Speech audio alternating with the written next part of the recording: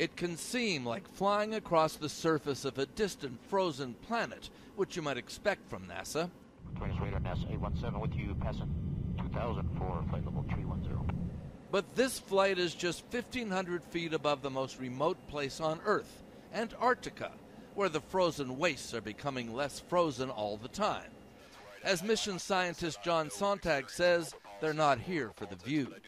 That's because humanity, the nation, and the race, basically, we need to know what's happening to the climate, and specifically to sea level. And a lot of what's happening to sea level starts at the poles, and that's when that ice is either liberated or sequestered.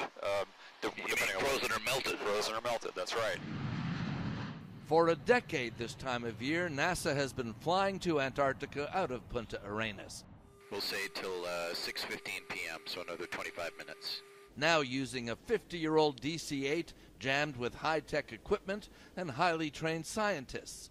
The world's hottest climate science in the world's coldest place. It may look like just snow and ice.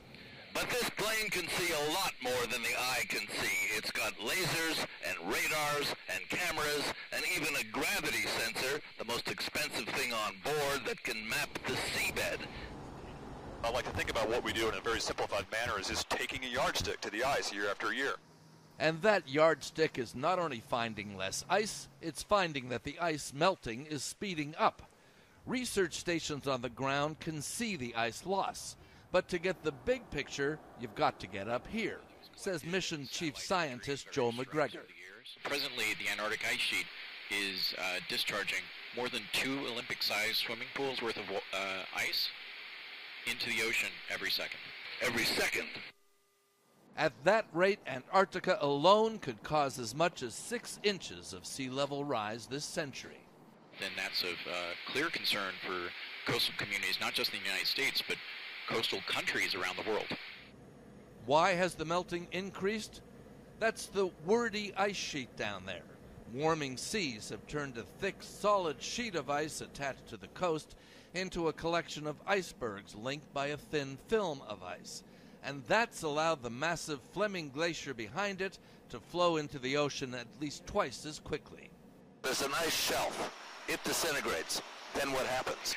Then what happens is the cork is out of the bottle and the ice can accelerate for a while. What used to seem so frozen and so permanent is now fluid and changing fast. After the science, though, comes the politics. The question is anybody listening? And that is the subject of the next of this Climate Diaries series. Mark Phillips, CBS News, Punta Arenas, Chile.